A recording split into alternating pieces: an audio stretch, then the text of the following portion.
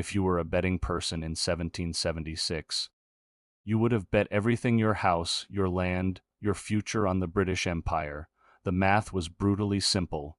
Britain had the most powerful navy the world had ever seen. They had a professional army made up of disciplined, red-coated killers.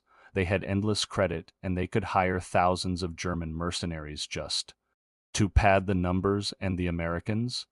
They had no navy. They had no money. Their army was a collection of farmers armed with hunting rifles and pitchforks who usually packed up and went home as soon as the harvest season started. By all logic, the American Revolution should have been over in 6 months.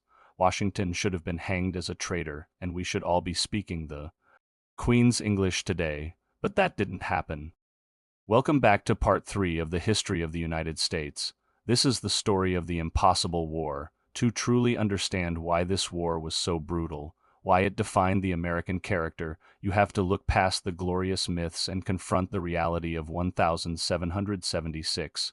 We celebrate July 4th as a day of victory, a moment of grand pronouncements, but in reality, 1776 was a disaster. Immediately following the Declaration of Independence, the British landed an invasion force in New York City that was larger than the entire population of Philadelphia at the time.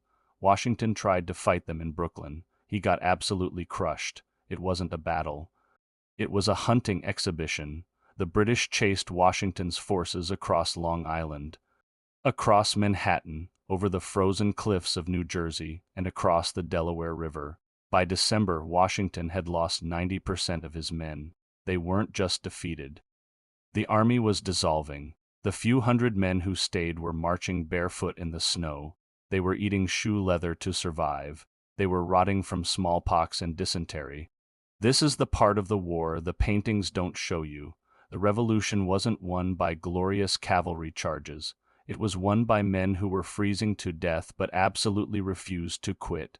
Washington knew he couldn't win a fair fight, not against that professional British machine, so he stopped fighting fair. On Christmas night, 1776, Washington broke all the rules of so-called civilized warfare. Armies didn't fight in the winter. They hunkered down and waited for spring. But Washington didn't have until spring.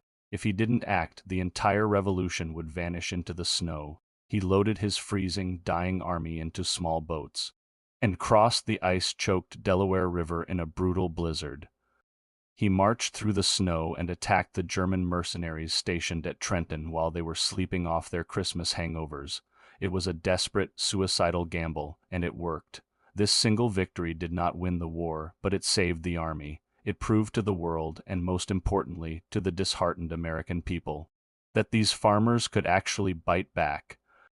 Yet the true lowest point of the war wasn't a battlefield. It was a miserable, muddy campground, Valley Forge, winter of 1777. This is the true forge of the American soul. It wasn't British bullets that killed the most Americans during the war. It was the cold and the sheer incompetence of the Continental Congress, while politicians argued endlessly in warm halls hundreds of miles away. The soldiers were dying of frostbite and starvation in Pennsylvania. 2,500 men died that winter, not from combat but from exposure, illness, and lack of supplies. But something incredible happened in that snow. A Prussian officer named Baron von Steuben arrived. He was a military genius who spoke virtually no English. But he knew how to drill. He took this demoralized ragtag mob and trained them relentlessly. He taught them how to use a bayonet properly, how to maneuver, and how to march in formation. The army that marched into Valley Forge that winter was a broken mob. The army that walked out in June was a professional fighting force. The war, however, dragged on for 6 more agonizing years. The South burned. Every major city, New York, Philadelphia, Charleston, was occupied at some point by the British. But the Americans had a secret weapon, one that the British couldn't defeat: time. The Americans didn't need to conquer Britain. They just had to survive long enough for Britain to get tired. The British public was going broke paying for a war across an ocean, fighting people who refused to stop fighting back. The cost became politically unbearable in London.